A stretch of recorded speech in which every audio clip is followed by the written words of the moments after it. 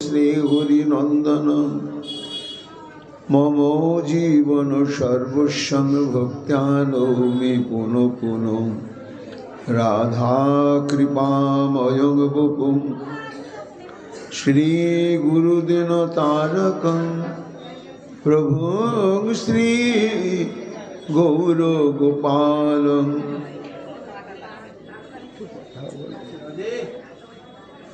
भक्त्यां नौमि पुनः पुनः अजानुलम्बितो भुजो कनकावदातो संकीर्तनैकपितरो कमलायताक्षौ विश्वम्भरो द्विजवरो जुगोधर्मपालो वन्दे जगत्प्रियकरो करुणाय अवतारो आनंद लीलामय विग्रहाय हेमाभदिव्यच्छवि सुंदराय तस्मै महाप्रेमो रसप्रदाय चैतन्य चंद्राय नमो नमस्ते निरानंदमिदं सर्वं प्रेमानन्दस्पदीकृतं येन तं सततं वन्दे नित्यानन्दं जगद्गुरुं श्री अद्वैत नमस्तुभ्यं कलिजनकृपानिधे गौर प्रेम प्रदानाय श्री सीतापतये नमो लादिनी स्वरूपाय गौरांग सुहृदाय च भक्तशक्ति प्रदानाय गदाधर नमस्तुते प्रणमामि शिवासं तमाद्दं पंडितं मुदा श्रीगौरांग कृपापात्रं कीर्तनानन्दमानसं गौरी प्रेम प्रदावैव सर्वत्र समदर्शिने नारायण सुताय च श्रीमन्नरहरये नमः बर्हापीडविरामं मृगमदतिलकं कुण्डलाक्रान्तगण्डं कन्याक्षं कुम्भकण्ठं समेतशुभगमुखं सादरेण स्तुवेनुं श्यामं शान्तं त्रिभङ्गं रविकरवसनभूषितं वैजयन्त्या वन्दे वृन्दावनस्थयुवतिशतप्रीतं ब्रह्मगोपालवेशम् नमो नलिननेत्राय वेणुवाद्यविनोदिने राधाधर सुधापानं शालिने वनमालिने हे कृष्ण करुणा सिंधु दीनबन्धु जगत्पते गोपेश गोपिका कान्त राधाकान्त नमोस्तुते मुखं करोति वाचालं पङ्गुं लङ्घयते गिरिं यत्कृपातमहं वन्दे परमानन्दमाधवं तप्तो काञ्चन गौराङ्गी राधे वृन्दावनेश्वरी वृषभानुसुते देवी तं नमामि हरिप्रिये महाभाव स्वरूपातं कृष्ण प्रिया वरीयसी प्रेम भक्ति प्रदे देवी राधिका तं नमाम्यहं वन्दे नंदव्रज स्त्रीणां पादरेणुमभिघ्नश यशां घुरि कथद्गीतं पुनाते भुवनत्रयम् अचतुर्वदन ब्रह्मा दिवाहुरपरो हुरि अभालोचन शम्भुर् भगवानो बदरायणि यां प्रभयन्तमनुपेतमपेतकृतं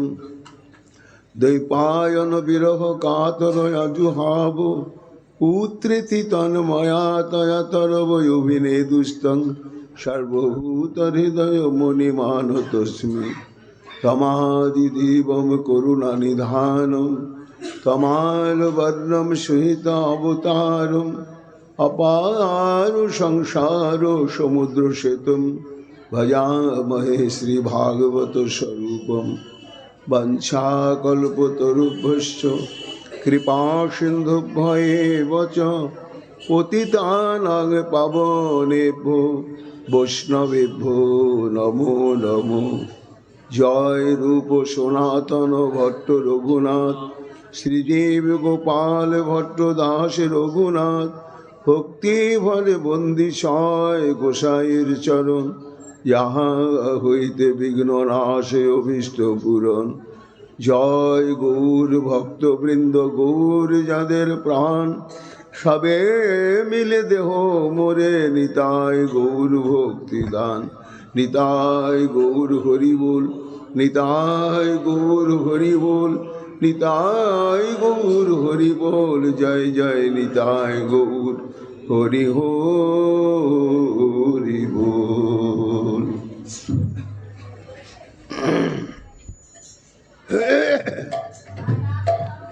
हा हा वृंदावनेश्वरी हा हा वृंदावनेश्वरी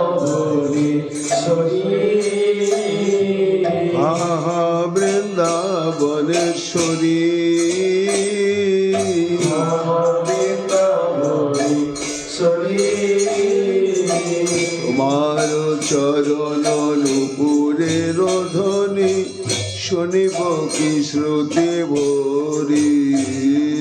তোমার চরণ নুপুরে রোধনী শুনিব কি শ্রুতি ভরি। ছত্র কমল বলয় কুণ্ডল ছত্র কমল বলয় কুণ্ডল বেদী শঙ্খ চন্দ্র বল্লী বেদে শঙ্খ চক্র বল্লী। জব শক্তি গদা সৌভাগ্যাদি চিহ্ন মনে তবে শক্তি গদা শুভকামে চিহ্ন। রাধে জব শক্তি গদা সৌভাগ্যাদি চিহ্ন। রাধে তবে শক্তি গদা শুভকামে চিহ্ন। আমি হেরিব নয়ন ভরে হেরিব নয়ন ভরে। তবে শক্তি গদা শুভকামে চিহ্ন। হেরিব নয়ন ভরি হেরিব নয়ন ভরি। চরণ সুগন্ধ আঘ্রাণ করিয়া হরি চরণ সুগন্ধ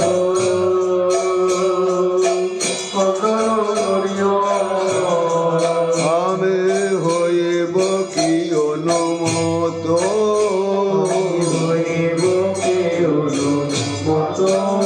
আবার যুগল চরণ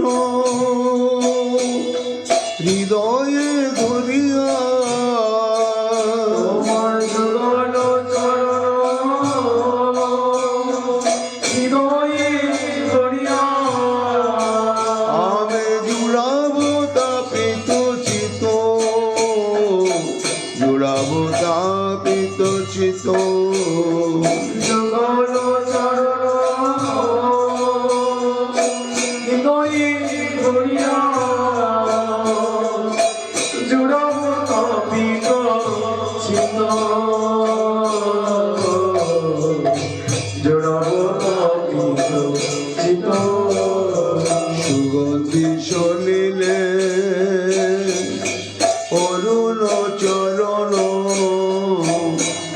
কমল ধোয়াব ধীরে। সুগন্ধি শরীরে হারাধে করুণ চরণ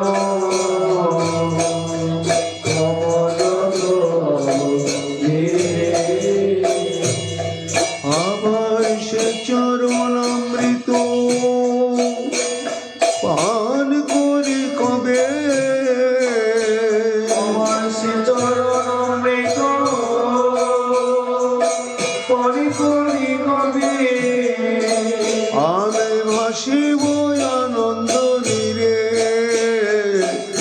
শিব আনন্দ নীরে রাধে সে চরণ অমৃত হরি হরি কবি শিব আনন্দ নীরে শিব আনন্দ নীরে রাধে রাধে বলি তুয়া নাম বলি রাধে রাধে বলি তোমার নাম বলি গাইব উচ্চ স্বরে গাইব কে উচ্চ স্বরে আমার নামের সুগীতে এমন পরানো তোমার নামের সহিতে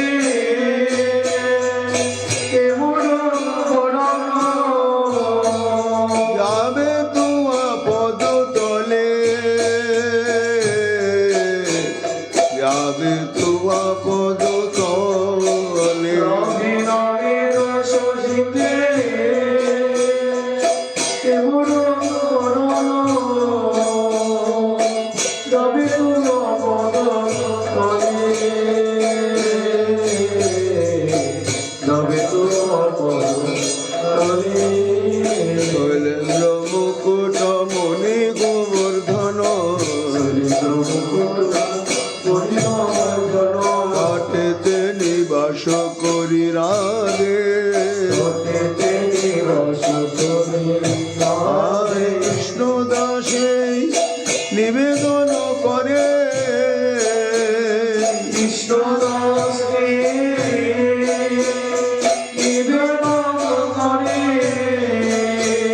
পূর্ণ করো প্রাণেশ্বরী পূর্ণ করো প্রাণেশ্বরী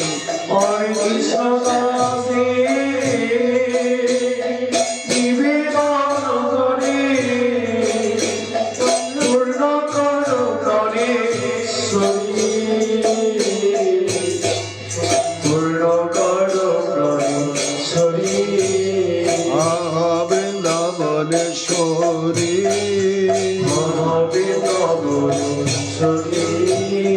আহা বৃন্দাবনেশ্বরী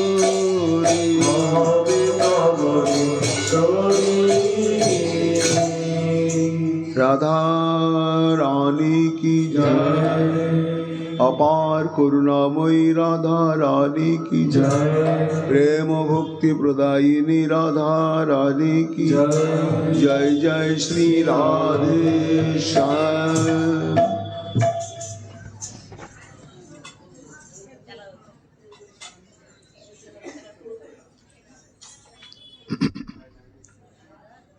অমন্দ প্রেমাঙ্ক শ্লত সকল নির্বন্ধ হৃদয়ং দয়া পারং দিব্যচ্ছবি মধুর লাবণ্য ললিতম অলক্ষ্যং রাধাক্ষং নিখিল নিগমৈরপাতিতরং রসাম্ভুদে সারং কিমপি সুকুমারং বিজয়তে।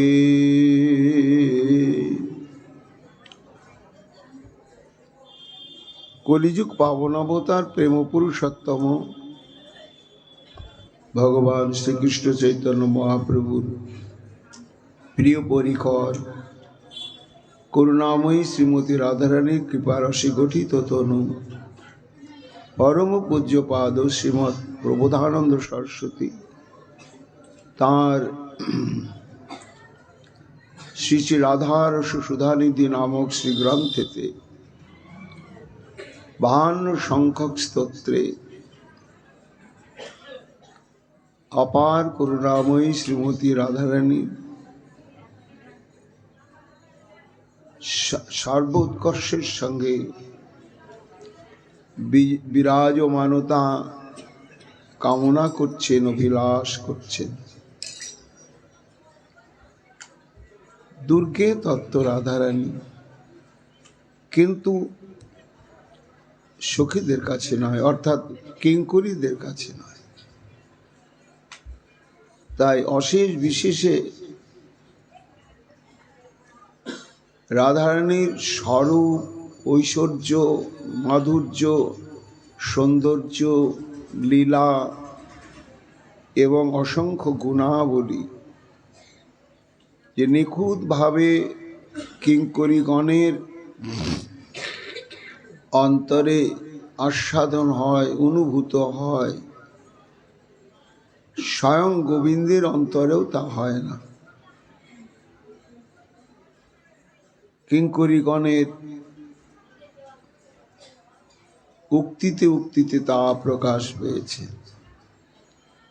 বর্তমান এই স্তোত্রে বলছেন কিমপি রাধাক্ষং সুকুমারং বিজয়তে, অর্থাৎ এক অনির্বচনীয় রাধা নামক তত্ত্ববিশেষ এবং তিনি অনির্বচনীয় সুকুমার, তিনি সর্বক্ষণ সর্বত্রভাবে এই বৃন্দাবনে জয়যুক্ত হচ্ছেন। সরস্বতীপাদ তার মধ্যে আপনি কি দেখলেন যে এত উৎকর্ষের সঙ্গে তার জয় ঘোষণা করছেন? তার উত্তরেই বলছেন অমন্দ প্রেমাঙ্ক শ্লত সকল নির্বন্ধ হৃদয়ম, অর্থাৎ অমন্দ প্রেম, অঙ্ক শব্দে হচ্ছে চিহ্ন, পদাঙ্ক মানে পদচিহ্ন, তেমনি প্রেমাঙ্ক মানে প্রেমের চিহ্ন। কেমন প্রেম? অমন্দ। মন্দ এবং অমন্দ নানা রকমই অনুবাদ হতে পারে, কিন্তু এখানে যে অনুবাদটাকে প্রধান করে ধরা হয়েছে সেটা হচ্ছে প্রেমের প্রভাব, গভীরতা বা গতি। এই গতি দুই প্রকার থাকে, দ্রুত এবং অদ্রুত। তা দ্রুত গতিকে দ্রুত গতি বলে, আর অদ্রুত গতিকে মন্দ গতি বলে। তাহলে অমন্দ শব্দের আমরা একটা অনুবাদ পেলাম দ্রুত গতি বা উদ্দাম বেগ সম্পন্ন, যা মন্দ নয়, শিথিল নয়, ধীর নয়, স্তিমিত নয়।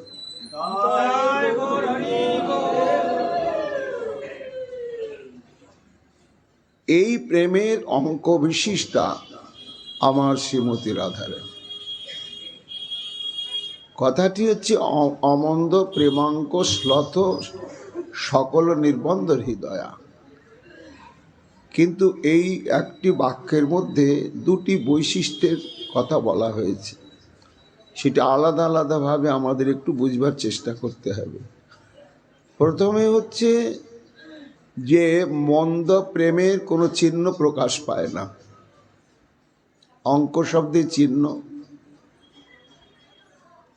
কোন প্রেমের চিহ্ন প্রকাশ পায়? যেটা অমন্দ প্রেম, দুর্বার, অপ্রতিহত এবং আত্মসুখ গন্ধ শূন্য। এই যে দুর্বার প্রেম, এই প্রেমেরই অঙ্ক শব্দের চিহ্ন প্রকাশ পায়। তা সেই প্রেম কার মধ্যে পরিপূর্ণভাবে প্রকাশিত? না, একমাত্র বিশ্বভানু রাজনন্দিনী শ্রীমতী রাধারানীর মধ্যে। তা প্রেমের চিহ্ন সমূহ কি লক্ষণ বা চিহ্নে বোঝা যাবে এর মধ্যে প্রেম উদয় হয়েছে বা এতটা পরিমাণ উদয় হয়েছে? প্রথমে প্রেম উদয়ের লক্ষণ এবং তার পরিমাণগত লক্ষণ। না, আমাদের চৈতন্য চরিতামৃতে কবিরাজ গোস্বামী পাদ বলছেন যে প্রকৃত যেটি অমন্দ প্রেম, সেই প্রেম যদি অন্তঃকরণে উদয় হয় তাহলে তার চিহ্নগুলো প্রকাশ পায়। এই চিহ্নগুলোকে বলা হয় বিকার। প্রেমের উদয়ে হয় প্রেমের বিকার। বিকার মানে চিহ্ন বা লক্ষণ। কি কি লক্ষণ বা কি কি চিহ্ন বা কি কি বিকার প্রকাশ পায়? শ্বেত কম্প পুলক বহে অশ্রুধার। তাই এইসব বিকার হয় কেন? আর বিকার কি এখানে যে কয়েকটি বলা হলো তাই? বলে না, এই প্রেমোত্থিত বিকার সম্বন্ধে রূপ গোস্বামীপাদ বলছেন যে চিত্ত বৃত্তি যখন একমাত্র কৃষ্ণ সম্বন্ধযুক্ত হয়ে তীব্র সেবা বাসনার অনুরাগে উদ্দীপিত হয়ে যায়, তখনই তার অন্তঃকরণ আলোড়িত হতে থাকে। আর আলোড়িত হলেই তখন তার শরীরে বাক্যে কতগুলো লক্ষণ প্রকাশ পায়। সেই লক্ষণগুলোকেই বলা হচ্ছে বিকার। নিতাই গৌর হরিবোল, জয় মহাপ্রভু, জয় মা করুণা সিন্ধু, জয় গৌর, জয় গৌর। তো তার মধ্যে এই বিকার হচ্ছে মুখ্য 8 প্রকার। তে স্তম্ভ সেদ রোমাঞ্চা সরভেদ অত ব্যাপতু বৈবর্ণ মশ্রু প্রলয় ইত্যাষ্ট সাত্বিকা স্মৃতা।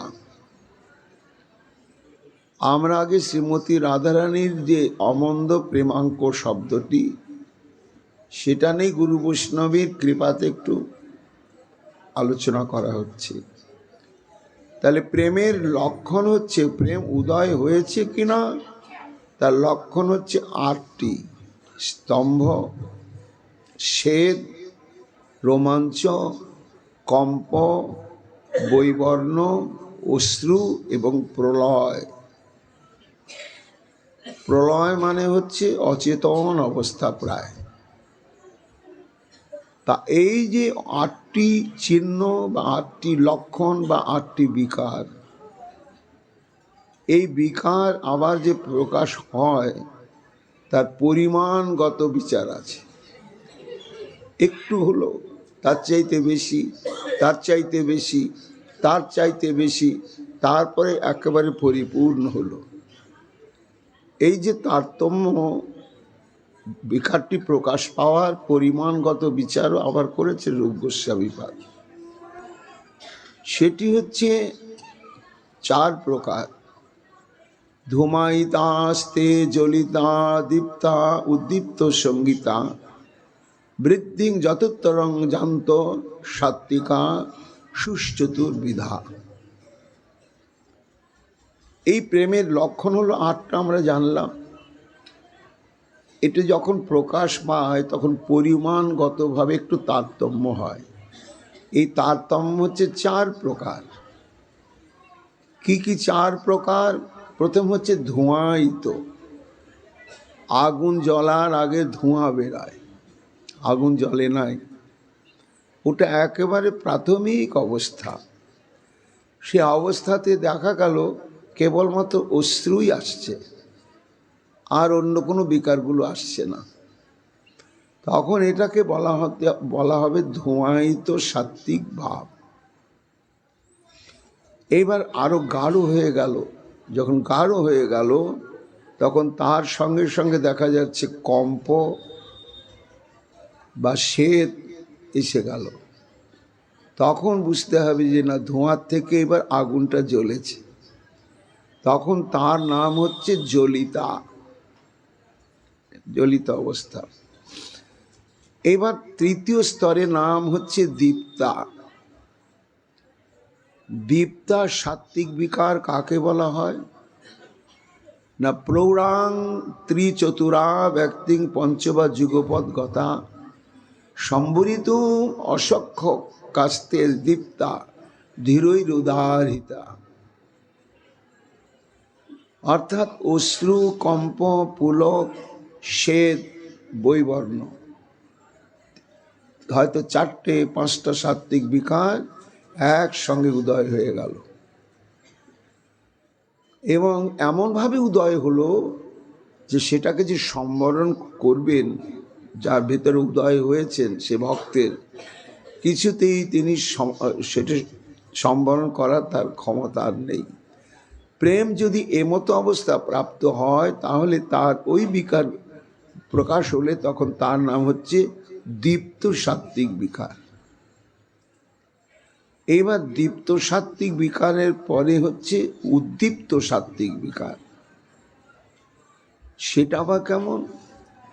একদা ব্যক্তি মাপন্না পঞ্চশত সর্বেব বা আরুণা পরমোৎকর্ষ উদ্দীপ্তা ইতি কীর্তিতা। এক সময়ে 6টা 7টা কিংবা 8টায় বিকার প্রকাশ পেয়ে গেল। তা যদি একই সঙ্গে প্রকাশ পায় তখন ওটাকে বলা হবে সুদীপ্ত সাত্ত্বিক ভাব। এইবার সুদীপ্ত সাত্ত্বিক ভাবই হচ্ছে সর্বশেষ ব্রহ্মাণ্ডে যত যত প্রেমিক ভক্তগণ রয়েছেন তাদের এই সুদীপ্ত ভাব পর্যন্তই প্রকাশ পায়। এর উপরেও আর একটি ভাব আছে, শ্রী বিষ্ণু সুদীপ্ত নয় উদ্দীপ্ত। এর উপরে একটি ভাব আছে, সেটার নাম হচ্ছে সুদীপ্ত ভাব। তাহলে প্রথমে হচ্ছে ধোঁয়ায়িত, জ্বলিত, দীপ্ত আর উদ্দীপ্ত, এই 4 প্রকার। এবার পঞ্চম হচ্ছে সুদীপ্ত। এটি সাধারণত কোনো সাধক সাধিকার শরীরে মনে প্রকাশ পায় না। এটি নিত্যসিদ্ধ পরিকর এবং সমস্ত নিত্যসিদ্ধ পরিকর গণের মধ্যেও নয়। উদ্দীপ্তা এব সুদীপ্তা মহাভাবে ভবন্তমি সর্বং এব পরাং কোটি সাত্ত্বিকা যত্র বিভ্রতি। যখন উদ্দীপ্ত এই সাত্ত্বিক ভাব মহাভাব রসে সিক্ত হয়ে যায়, অর্থাৎ মহাভাববতীকে আশ্রয় করে, তখন তার নাম হয় সুদীপ্ত সাত্ত্বিক ভাব। এই সুদীপ্ত সাত্ত্বিক ভাব যখন কখন পৌঁছায় না, প্রেম বাড়তে বাড়তে বাড়তে বাড়তে বাড়তে যেখানে অসীম অনন্ত রূপ ধারণ করেছে, সেই ক্ষেত্রে এই সুদীপ্ত সাত্ত্বিক বিকারটি প্রকাশ পায়। এই সুদীপ্ত সাত্ত্বিক বিকারই হচ্ছে অমন্দ প্রেমাঙ্ক লক্ষণ। এই প্রেম বিকারটি সুদীপ্ত সাত্ত্বিক বিকার একমাত্র স্বয়ং শ্রীমতী রাধারানী আর কলিযুগ পাবন অবতার শ্রী চৈতন্য মহাপ্রভু, এই 2 স্বরূপ ছাড়া আর কারো মধ্যে সুদীপ্ত সাত্ত্বিক বিকার নেই। মহাপ্রভুতে যে রয়েছেন সেটা ধরা পড়েছিল সার্বভৌম ভট্টাচার্যের কাছে। যখন মহাপ্রভু জগন্নাথ মন্দিরে একেবারে অতর্কিতে প্রবেশ করে জগন্নাথকে দর্শন করেই ওইখানে সাত্ত্বিক বিকারের প্রভাবে তিনি মূর্ছা হয়ে পড়ে গেলেন। মহাশাস্ত্রজ্ঞ সার্বভৌম ভট্টাচার্য দৈবক্রমে সেখানেই উপস্থিত হয়েছেন। হয়েই দেখছেন কি বটে, এটি একটা মানুষ। পৃথিবীর বুকে মানুষের এত রূপ হয়, এত বর্ণ হয়। 24 বছর বয়স, আর তাতে সবে সন্ন্যাস গ্রহণ করেছেন। আজানুলম্বিত বাহু, মুণ্ডিত মস্তক, গলানো সোনার মতো বর্ণ, হাঁটুর উপর পর্যন্ত কোনো রকমে 1 ফালি লজ্জা নিবারণের বস্ত্রখণ্ড, সারা শরীরে সমস্ত বিকারগুলো। ভট্টাচার্য মনে করেনও বিচার, এই কৃষ্ণ মহাপ্রেমের সাত্ত্বিক বিকার। সুদীপ্ত সাত্ত্বিক এই নাম যে প্রলয়, নিত্য সিদ্ধ ভক্ত সে সুদীপ্ত ভাব হয়। অদীর্ণ ভাব যার, তার এ বিকার মনুষ্যের দেহে দেখি বড় চমৎকার। তাহলে আমরা আলোচনা করছি তত্ত্বটা হচ্ছে এই, যে এইখানে যে সরস্বতীপাদ বললেন অমন্দ প্রেমাঙ্ক। অমন্দ প্রেমাঙ্ক মানে প্রবল পরাক্রমশালী প্রেমের যে চরমতম বিকার, সে বিকারটাই হচ্ছে সুদীপ্ত সাত্ত্বিক বিকার। এটি একমাত্র শ্রীমতী রাধারানীর মধ্যেই নিত্য বর্তমান। আর এটাই হচ্ছে প্রেমাঙ্ক, প্রেমের চিহ্ন এটি। এই রাধারানী ছাড়া কারোর মধ্যে থাকে না। তাহলে সেই প্রেমাঙ্ক চিহ্নিত সুদীপ্ত সাত্বিক চিহ্ন অলঙ্কারে অলঙ্কৃত আমার শ্রীমতী রাধারানীর বৈশিষ্ট্য কি? শ্লথ সকল নির্মন্দ হৃদয়ম, অর্থাৎ যার অনুবাদ হচ্ছে অন্তরে যার সমস্ত অন্যাবেশ একেবারে স্থায়ীভাবে দূরীভূত হয়ে গেছে, আর অন্য কোনো আবেশ নেই, একমাত্র কৃষ্ণ সুখৈক তাৎপর্যময়ী সেবা বাসনা ছাড়া সেখানে আর কোনো বাসনাই নেই। অন্যাবেশ, আমার রাধারানীর অন্যাবেশ কি? যেটি ওই সুদীপ্ত সাত্বিক বিকারের প্রভাবেই তিরোহিত হয়ে যায় না, অন্যাবেশের সম্ভাবনা রয়েছে, সেগুলো সমস্ত শ্লথ শিথিল হয়ে রাধারানীর থেকে দূরে সরে চলে গিয়েছে। কি কি সেগুলো? সে আবেশগুলো কি? লোকধর্ম, বেদধর্ম, দেহধর্ম, কর্ম, ধৈর্য, লজ্জা, দেহসুখ, আত্মসুখ, মর্ম, দুস্তজ আর্যপদ, নিজ পরিজন, স্বজন করে যদি তাড়ন ভৎসন, এতগুলো হচ্ছে অপেক্ষা। লোকধর্ম,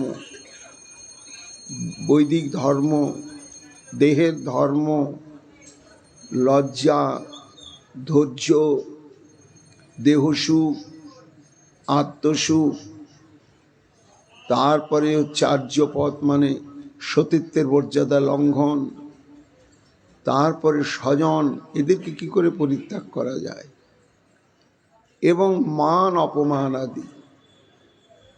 এই যে এত কিছু, এগুলোই হচ্ছে উপাধি, এগুলোই হচ্ছে অন্য আবেশ। এই অন্য আবেশের এক বিন্দু পরিমাণ যদি অন্তঃকরণে থাকে, তাহলে সেই প্রেমের বশ কোনোদিন গোবিন্দ হবেন না।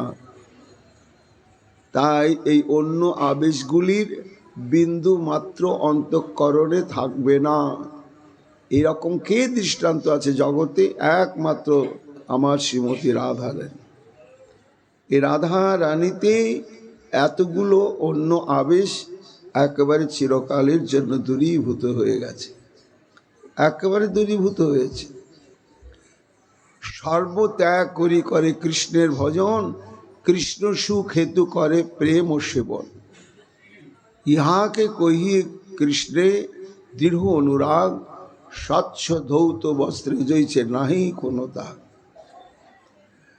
তাহলে অমন্দ প্রেমাঙ্ক সম্পর্কে জানলাম যে প্রেমের চরমতম বিকারই হচ্ছে সুদীপ্ত সাত্বিক বিকার। এটি হচ্ছে রাধা প্রেমের লক্ষণের সীমা। এবং তার যে অন্যাবেশ নেই, সেই অন্যাবেশের পরিচয়গুলো এখানে বলা হলো। এগুলো আমার শ্রীমতী রাধানের মধ্যে একেবারে কিছু বিন্দু মাত্রও নেই। এছাড়াও সরস্বতীপাদ বলছেন, ভক্তগণ আরও 5টি উপাধির সম্ভাবনা আছে। আমার রাধারানী সেগুলোকে পরিত্যাগ করেছে। সেই উপাধি কি? 1 নম্বর হচ্ছে সসুখ বাসনা। আমি গোবিন্দকে ভালোবেসে সুখী হব, এটাও একটা প্রচ্ছন্ন আত্মসুখ। তারপরে ঐশ্বর্য জ্ঞান। কেমন ঐশ্বর্য জ্ঞান?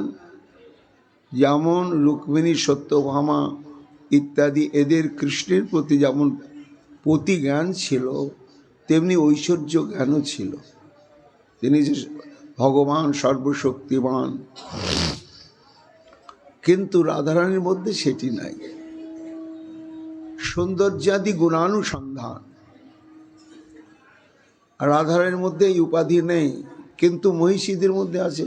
রুক্মিণী যখন ব্রাহ্মণেরা যে চিঠি পাঠাচ্ছেন তখন পরিষ্কার লেখা আছে যে হে কৃষ্ণ, তোমার রূপ গুণে আমি মোহিত হয়ে গেছি। তাহলে মোহিত হওয়ার একটা উপাধি হচ্ছে কৃষ্ণের রূপ। কৃষ্ণের রূপ যদি না থাকতো তাহলে কৃষ্ণের প্রতি মোহিত হতো না। কিন্তু শ্রীমতী রাধারানী কিন্তু গোবিন্দের রূপ দেখে মোহিত হন নাই। এই উপাধিটা রাধারানীর মধ্যে নেই। সৌন্দর্যাদি গুণানুসন্ধান তৃতীয়। চতুর্থ হচ্ছে পতি প্রভৃতি সম্বন্ধানুসান। এখানে দ্বারকার 16,000 মহিষী তারা গোবিন্দের প্রতি সম্ভ্রম প্রকাশ করে আমার বিধিমতের স্বামী। এই স্বামী জ্ঞানে তার সঙ্গে দাম্পত্য প্রেম বিনিময় করা হয়। কিন্তু আমার শ্রীমতী রাধারানী গোবিন্দকে কোনোদিন গৃহপতির ন্যায় মর্যাদা দেন নাই বা মনের মধ্যেও গ্রহণ করতে পারেন নাই, একেবারে গ্রহণ করতে পারে নাই। এইটা উপাধি, এই উপাধিকে ত্যাগ করেছেন। পঞ্চম হচ্ছে আমি নারী তুমি পুরুষ, আমি প্রেমিকা তুমি প্রেমিক, আমি প্রেমাস্পদা তুমি প্রেমাস্পদ। এই যে প্রেমের ক্ষেত্রে এই সম্বন্ধগুলো থাকে, এই সম্বন্ধগুলো শ্রীমতী রাধারানী বিসর্জন দিয়েছে।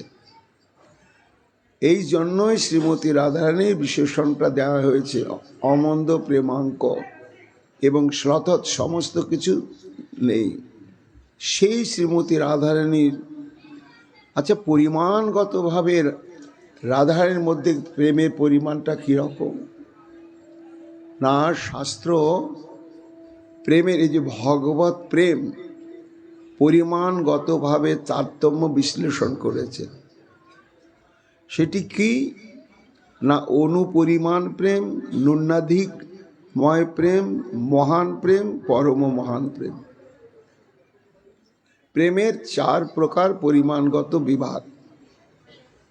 এইবার অনুপ্রেম। অনুপ্রেম মানে হচ্ছে ব্রহ্মাণ্ডের যত যত সাধকগণ যারা যথার্থভাবে অপরাধশূন্য চিত্তে হরিনাম সাধন করে গুরুদেবের চরণে আত্মবিকৃত হয়ে কঠোরভাবে ভজন করে চলতে চলতে তাদের অন্তরে যে প্রেমের উদয় হয় এবং হবে, সেই পরিমাণটা কত না অনু। অনু কেন? অনু পরিমাণের বেশি প্রেম ধারণ করার ক্ষমতা সাধকদের হৃদয়ে নেই। এইবার তার চাইতে বেশি পরিমাণ প্রেমের নাম হচ্ছে ন্যূনাধিকময় প্রেম। এই প্রেম একমাত্র ব্যাসমুনি, সুখদেব গোস্বামী, নারদ ইত্যাদি এদের অন্তঃকরণে রয়েছে। এরপরে হচ্ছে মহান প্রেম। এদের চাইতো বিভু ব্যাপক প্রেম। এই প্রেম কাদের মধ্যে রয়েছে? একমাত্র ব্রজের পরিকরগণের মধ্যে। ব্রজের যে দাস্য সখ্য বাৎসল্য প্রেমের যে সমস্ত পরিকরগণ, তাদের যে প্রেমের পরিমাণ, এটা হচ্ছে মহান প্রেম। আর সর্বশেষ হচ্ছে আমার শ্রীমতী রাধারানী। এইখানে প্রেম গিয়ে অতলান্ত সিন্ধুতে পরিণত হয়ে গিয়েছে।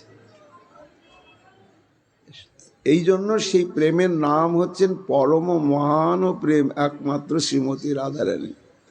এই পরম মহান প্রেমেরই প্রেমাঙ্ক হচ্ছে সুদীপ্ত সাত্ত্বিক বিকার। আর এই প্রেমের প্রভাবেই সমস্ত উপাধির প্রভাব থেকে আমার শ্রীমতী রাধারানী মুক্ত।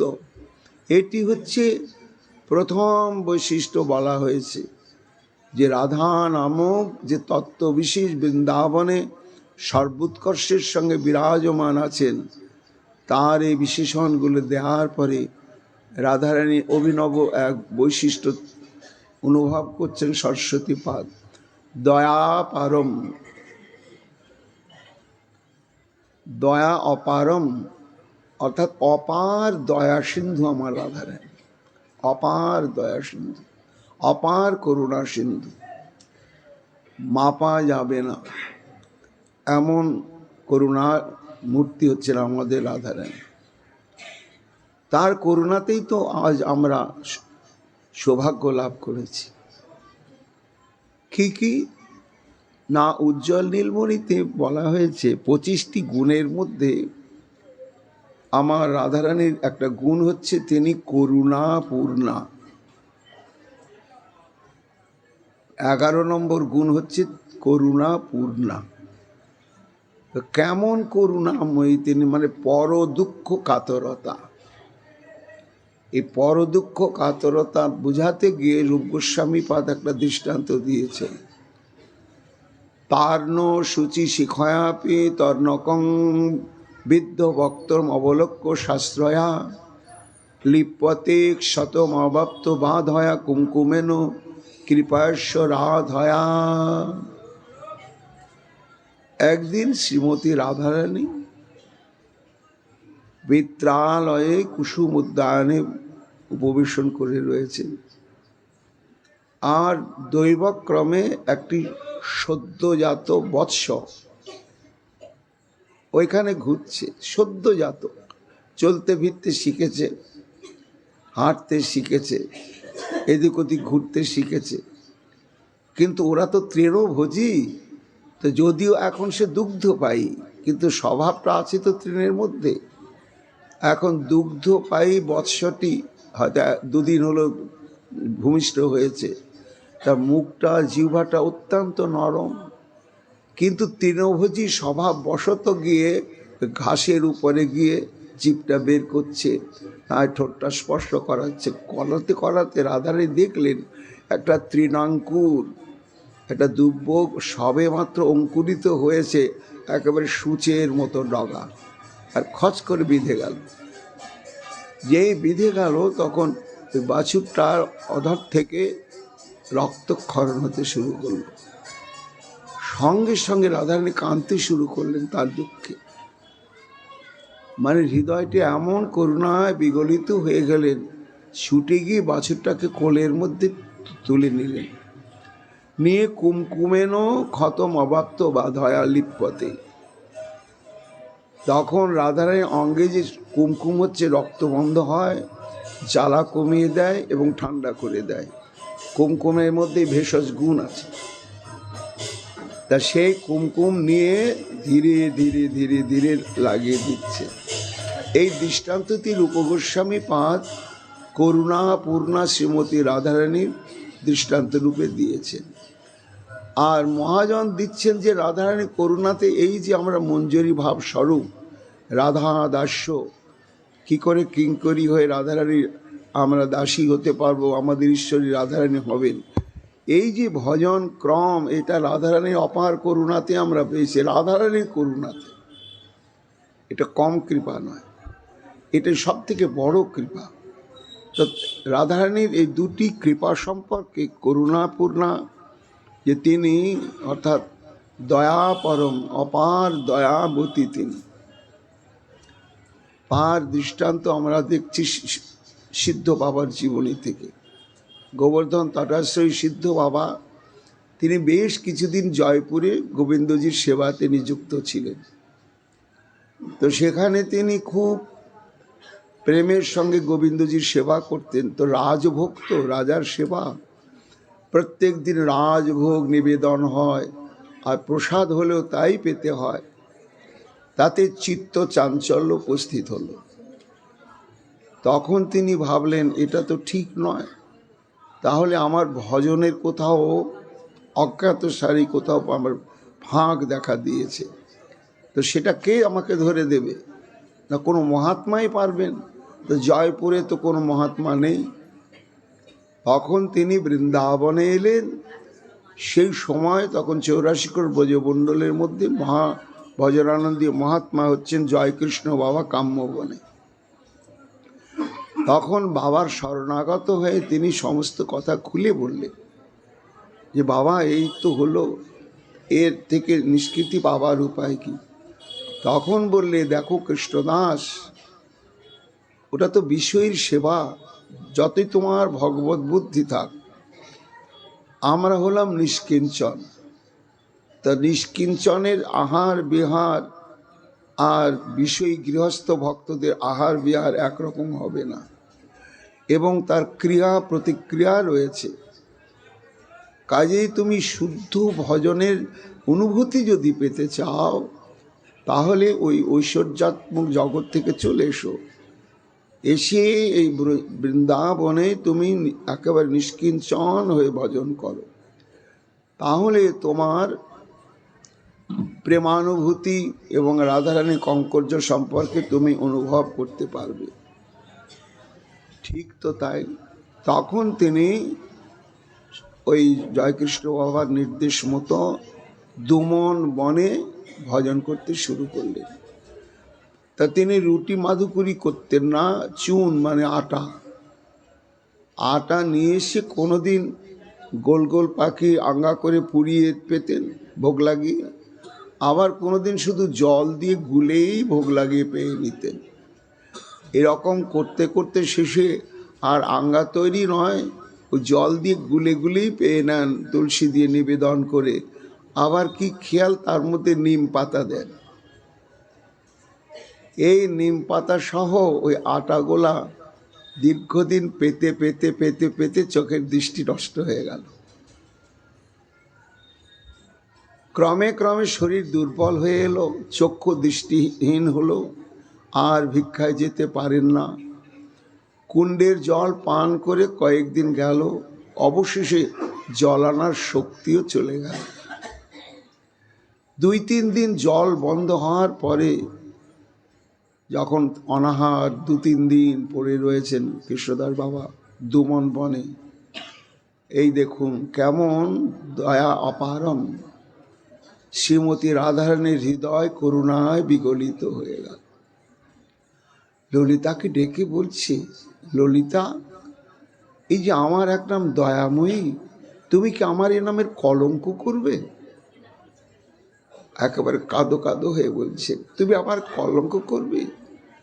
তুমি এখনো কৃষ্ণদাসকে কৃপা করছো না? এই নাও। থালাতে প্রসাদ দিলেন স্বয়ং রাধারানী ললিতার হাতে, নিয়ে গিয়ে তুমি শীঘ্রই তাকে ভোজন করাও। এই হচ্ছে দয়া পরম। ললিতাজি ব্রজবালিকা রূপ ধারণ করে সেই থালা নিয়ে প্রসাদ নিয়ে এসে হাজির উপস্থিত হলেন।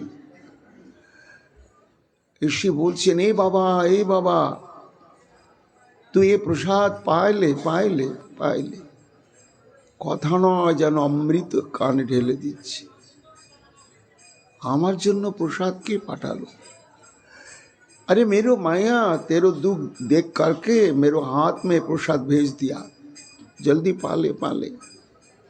मेरे माइया माने तार অধীশ্বরী, যার অধীনে থাকে। বাবাজির কর্ণে যেন অমৃত ঢেলে দিচ্ছে। কি জানি সমস্ত অঙ্গ প্রত্যঙ্গ শিহরিত হতে লাগলো। এক অদ্ভুত এক আনন্দে অন্তঃকরণ পূর্ণ হয়ে গেল। রাখো, পেতে লাগলেন। যতই প্রসাদ পাচ্ছেন ধীরে ধীরে দুর্বলতা চলে গেল, সমস্ত গ্লানি দূর হয়ে গেল, এবং মনের খেদ ছিল সে খেদও দূর হয়ে গেল। এইবার প্রেমানন্দে প্রসাদ তো পেলেন, থালিটা ভালো করে ধুয়ে মুজে ওইখানেই রেখে দিলেন। তখন ওই ব্রজবালার মূরতি ধরে ললিতা বলছেন, রে বাবাজি, তু মাংবে তু না যাই কেউ, তুমি মাধুকরীতে যাও না কেন? ব্রজের সাধুরা তো সব মাধুকরী করে। বাবা বলছেন, आँख में तो देखे ही नहीं, कैसे जाएंगे? বলে, মা আমি তো অন্ধ, আমি তো দেখতে পাচ্ছি না, আমি যাবো কি করে? তখন ললিতাজি বলছেন, आँख में देखने से तो जाएंगे। আচ্ছা, তোমার যদি দৃষ্টিশক্তিটা ফিরে আসে তাহলে তো তুমি মাধুকরীতে যাবে। বলো, কেউ নেই যাएंगे? আমার যদি দৃষ্টিশক্তি ফিরে আসে তাহলে অবশ্যই আমি যাব। তখন ললিতা বলছেন, मेरी मैया एक आजम दिए, मैं तेरे आँख में लगाए देंगे। मैया মানে রাধারানী এক সিদ্ধ অঞ্জন আমার হাতে পাঠিয়েছে, আমি তোমার চোখে লাগিয়ে দিচ্ছি, কিন্তু ঘন্টা ভর তো आँख মুদকে রহো না, 1 ঘন্টা বন্ধ করে থাকবে চোখ, তব আঁখ আচ্ছা হো যায়নি।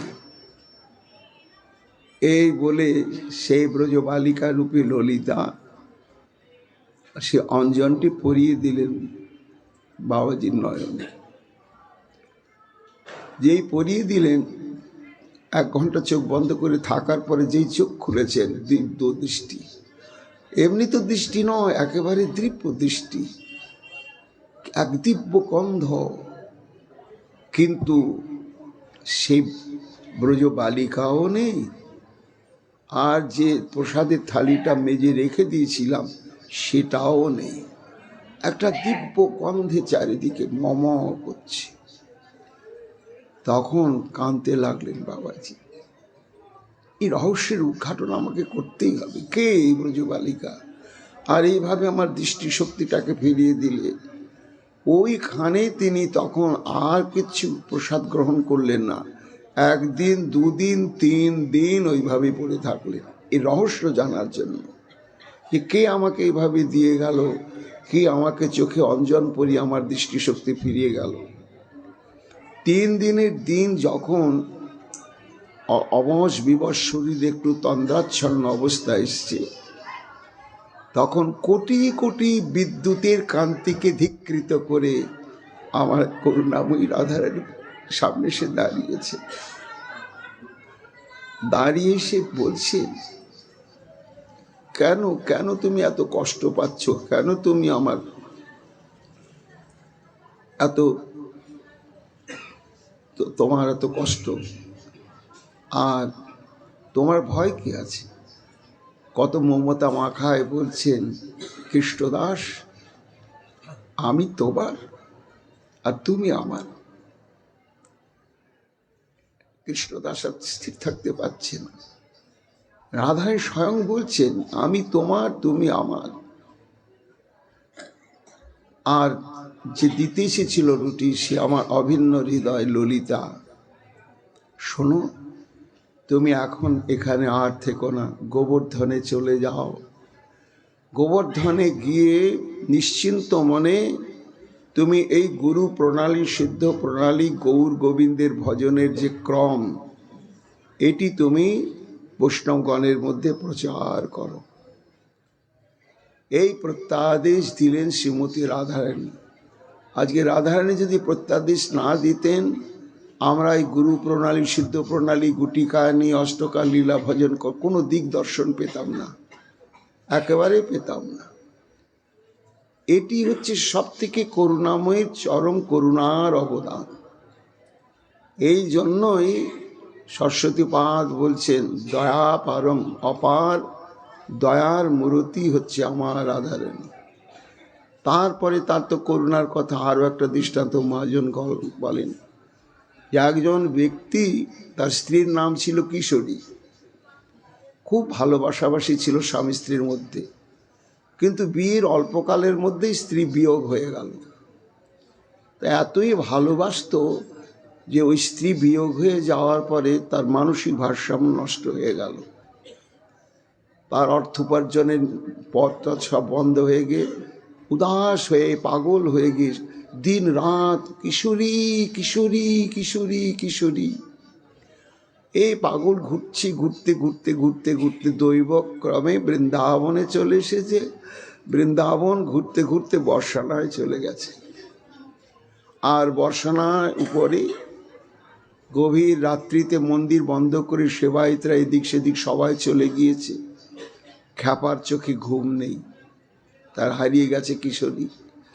তা গভীর রাত্রিতে কিশোরী কিশোরী কিশোরী করেই যাচ্ছে।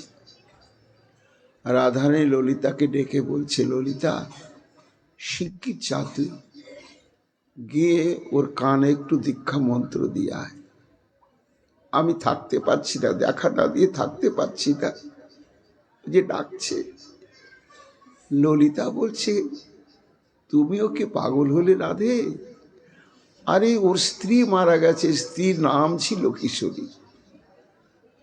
ওর উৎকণ্ঠা, ওর ব্যাকুলতা ওর স্ত্রীর জন্য, তোমার জন্য নয়। বলে দেখ, স্ত্রী হোক আর যোগ, নামটা যে আমার। আমার এক নাম কিশোরী। যেহেতু আমার নাম ধরে এত ব্যাকুল হয়ে সর্বস্ব পরিত্যাগ করে, আহার নিদ্রাকে ত্যাগ করে এই আমার ধামে চলে এসে এরকম করছে, আমি দেখা না দিয়ে থাকতে পারছি না, তুই শিগগিরই যা।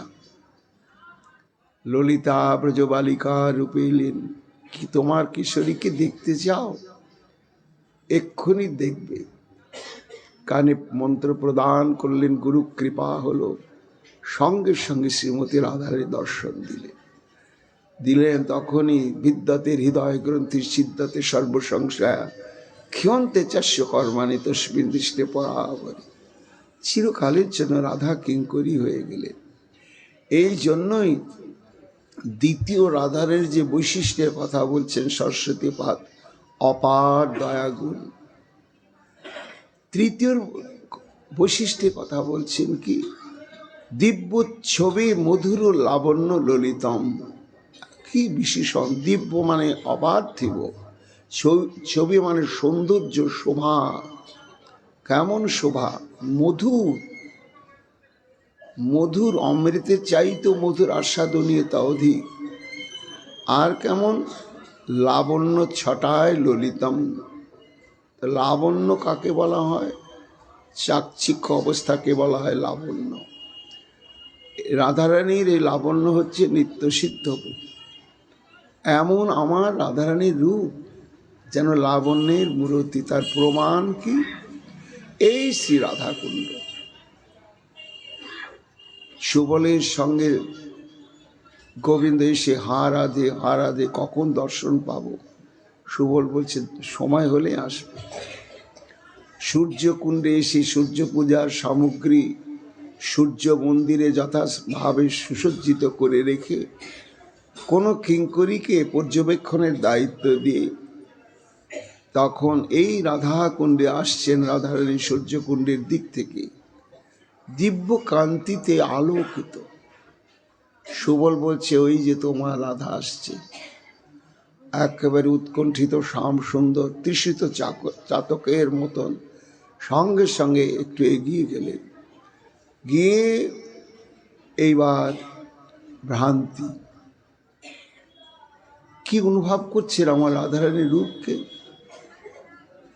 কিং কান্তে কুল দেবতা কিমুত বা তারুণ্য লক্ষ্মীরম সম্পদা কিমু মাধুরী তনুমতি লাবণ্য বন্যানুকিম কিংবা নন্দ তরঙ্গিনী কিমাথবা পীযুষ ধারা শ্রুতি কান্তা সাভূত বা মমেন্দ্রিয় গণাহ্লাদ অন্ত আগতা। কি এটা বুঝতে পারছেন না? বিতর্ক এসে গেল মনের মধ্যে, নিজের মনের সঙ্গে। রাধারানীকে দেখে বুঝতে পারছি না কি কান্তি কুল দেবতা। ইনি কি কান্তি বা শোভার কি কুলের অধিদেবী? তাই মনে হবে না, না না না, তাই বা কেন হবে? কিমু তোমা তারুণ্য লক্ষ্মীরিয়ম, না না, ইনি মূর্তিমন্ত তারুণ্যের বিগ্রহ। এই জন্য ইনি তারুণ্য লক্ষ্মী হবেন। পরক্ষণে ভাবছে না না না, বিতর্ক। সম্পদা কিমু মাধুরী, অনন্ত কোটি ব্রহ্মাণ্ডে যত মাধুর্য সম্পদ রয়েছে সেই সমস্ত মাধুর্যের সম্পদের ইনি কি বিগ্রহ, মূর্তিমান? তাই মনে হবে। আবার বিতর্ক, না না না, লাবণ্য বন্যানুকিম, ইনি যেন একেবারে লাবণ্যের প্লাবন, একেবারে প্লাবন তুলে ইনি সমাগত হচ্ছেন। আবার বিতর্ক, না না না না, কিংবা নন্দ তরঙ্গিনী, আনন্দের নদী, আনন্দের প্রবাহ বয়ে বয়ে যেন এইদিকে আসছে। কি মতো বা পীযুষ ধারা শ্রুতি, না না না, এ মনে হচ্ছে অমৃত ক্ষরণ হচ্ছে। সে অমৃত ক্ষরণশীল ধারা প্রবাহ এইদিকে বয়ে বয়ে আসছে। না, কান্তা সাবুত বাবা মবেন্দ্রিয় কোন আহ্লাদ, আমার সর্বেন্দ্রীয় আহ্লাদকারিণী। তাহলে কি আমার কান্তায় আগমন করছে? এই হচ্ছে আমার শ্রীমতী রাধারানীর রূপমাধুর্য। শ্রীকৃষ্ণ কহেন দেখি হইয়া বিস্ময় আঁখি, কান্তিকুল দেবীকে আইলা, তারুণ্য লক্ষ্মী কিবা মূর্তিমতি মাধুরী বা, লাবণ্য বন্যা কি প্রকটিলা, আনন্দে ভরল আঁখি হেন বুঝি, আনন্দে ভরল মোর আঁখি হেন বুঝি এই ধ্বনি রমণীর শিরোমণি, যাতে মোর মনে করে সুখী, আনন্দেরই নদী কিবা অমৃত বাহিনী বা, কিবা মোর কান্তা চন্দ্রমুখী, আমার ইন্দ্রিয় মন করিবারে আহ্লাদন আইলা লইয়া সব সখী। সরস্বতী পাদ এই সমস্ত লীলার প্রত্যক্ষ আস্বাদনকারী এবং দর্শনকারী। তাই তিনি অনুভব করছেন যে আমার রাধারানী দিব্য ছবি মধুর লাবণ্য ললিতম। ললিতম মানে মাধুর্য, অর্থাৎ একে তো অপার্থিব চিন্ময় মূরতি, মাধুর্যের মূরতি, তাতে আবার চাকচিক্য লাবণ্যময় এবং লালিত্য গুণে মন মুগ্ধকর। এটি কে আস্বাদন করলেন?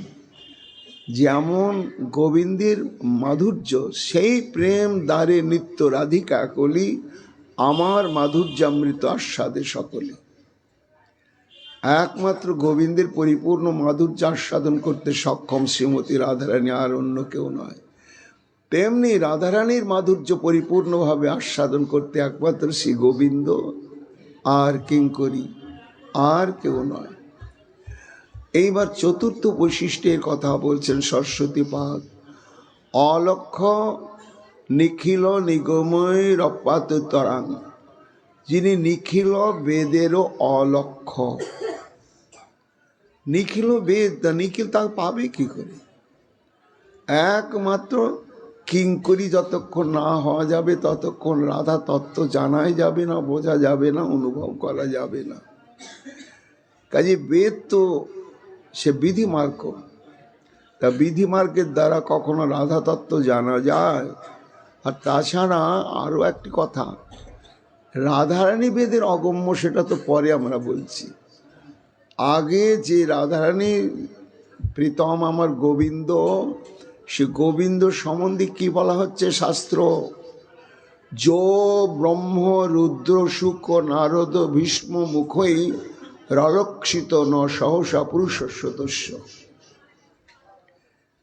অর্থাৎ কৃষ্ণের যে পরিপূর্ণ মাধুর্যময় স্বরূপ, এটি ব্রহ্মা, মহাদেব, শুকমুনি, নারদ, ভীষ্ম প্রমুখ ভাগবতগণ সহসা সাক্ষাৎকার লাভ করতে পারে না। একমাত্র বৃন্দাবনের গোপীগণেরই অনুভব বেদ্য তত্ত্ব হচ্ছেন আমার গোবিন্দ, এবং অনুভবযোগ্য মাধুর্য হচ্ছেন আমার গোবিন্দ। তা যেখানে শ্রী গোবিন্দই আমার হচ্ছে বেদের অগম্য তত্ত্ব,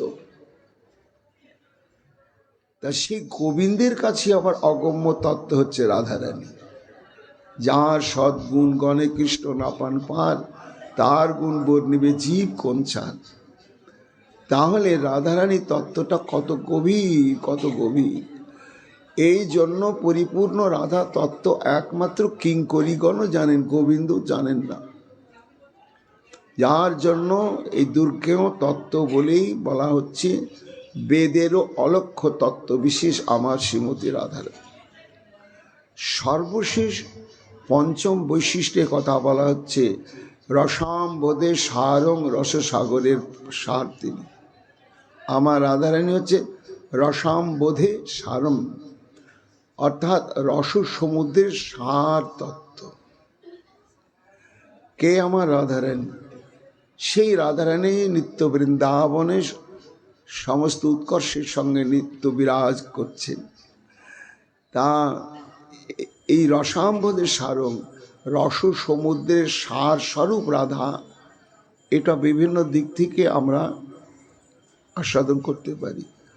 প্রথমেই বলা হচ্ছে এখানে রসামৃত মূরতি আমার গোবিন্দ। উপনিষদ তাই বলেছে, রস বৈশ রস জীবাং লব্ধানন্দী ভবতী। আমার গোবিন্দ হচ্ছেন রস স্বরূপ, এবং কি পরিমাণ রস, অগাধ অনন্ত তিনি রস সমুদ্র, সমস্ত প্রকার রস তাতে উচ্ছ্বলিত হচ্ছে। সেই এমন যে রস সমুদ্র আমার শ্রী গোবিন্দ, সেই রস সমুদ্রের আবার সার হচ্ছেন আমার শ্রীমতী রাধারানী। এই জন্য এখানে রসাম্বদে বলতে এখানে কৃষ্ণকে বোঝাচ্ছে, আর সেই রস সমুদ্র কৃষ্ণেরও আবার সার তত্ত্ব হচ্ছেন আমার রাধারানী। এই জন্য রস সাগরের সার। আবার রাধারানী হচ্ছেন রস সমুদ্রের সার কেন? লাহাদিনীর সার প্রেম, প্রেম সার ভাব, ভাবের পরমাকাষ্ঠার নাম মহাভাব। অর্থাৎ প্রেম একটা রস, এই রসের সার হচ্ছে ভাব, ভাবের সার হচ্ছে মহাভাব, আর মহাভাবের সার হচ্ছেন আমার শ্রীমতী রাধারানী। এই দিক দিকে বিচার করলে আমার শ্রীমতী রাধারানী হচ্ছেন রসাম্বদের সারম। আবার রসের দুটো দিক আছে, একটা বিষয় জাতীয় রস, একটা আশ্রয় জাতীয় রস। আশ্রয় জাতীয় যে রস, সেই রসটার নামই হচ্ছে ভক্তি রস। আর রাধারানী হচ্ছেন এই ভক্তি রসেরই মহাসমুদ্র। তা ভক্তি কখন রস হয়? ভক্তি আবার রস নাকি? হ্যাঁ, রস হয়। কতগুলো উপাদান যখন ভক্তির সঙ্গে মিশে, তখন ওটা উপাদেয় রসে রূপান্তরিত হয়, তখন ওটাকে রস বলা হয়, ভক্তি রস বা প্রেম ভক্তি রস। কেমনভাবে না, উপাদান থাকলেই হবে না, সেটাকে আবার ভিয়েন করতে হবে। যেমন আমরা দৃষ্টান্ত দিতে পারি যে একজন ব্যক্তি একেবারে গোবিন্দভোগ আতপ চাল, তারপরে গাঢ় জাল করা দুধ, তারপরে মিশ্রি, ছোট এলাচ, তেজপাতা, কর্পূর সব একটা গামলার মধ্যে মেখেছে, মেখে নিয়ে এসছে। কি আছে গো, এই যে এইসব জিনিসগুলো মাখা আছে, তো ভালো তো, কিন্তু ওটা দেখে কারো লোভ জাগবে? লোভ জাগবে না।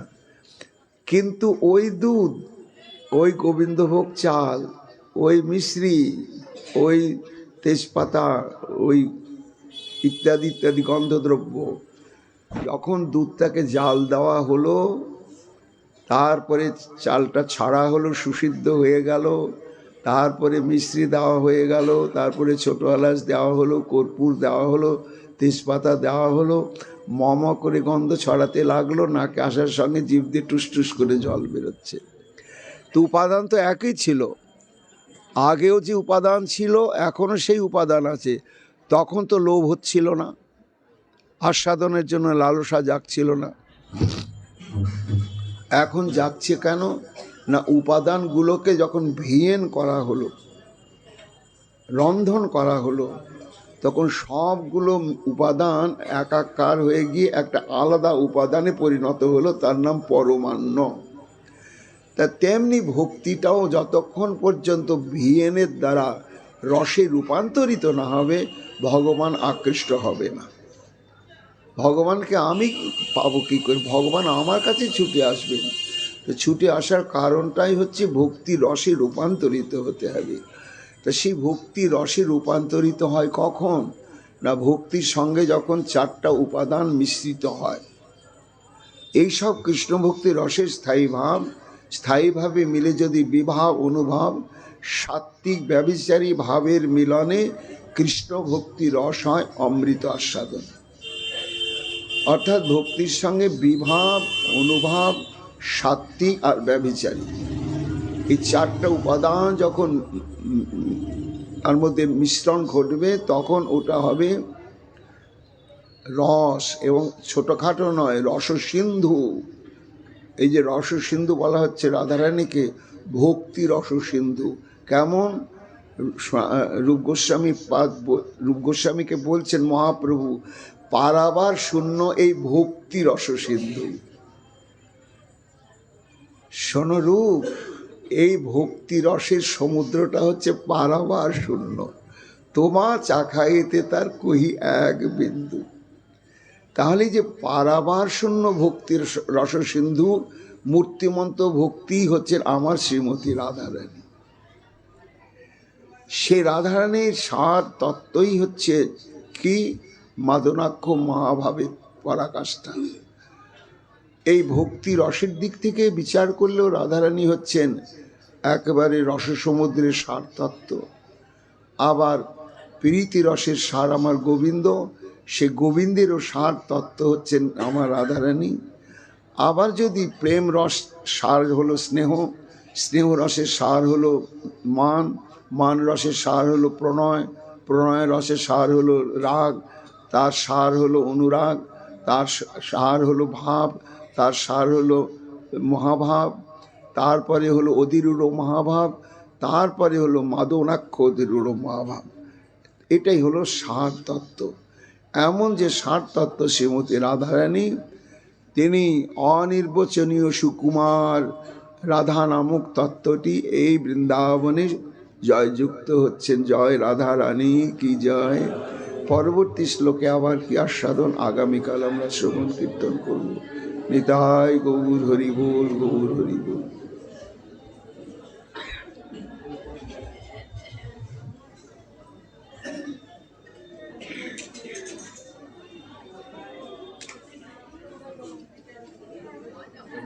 জয় গৌর জয়।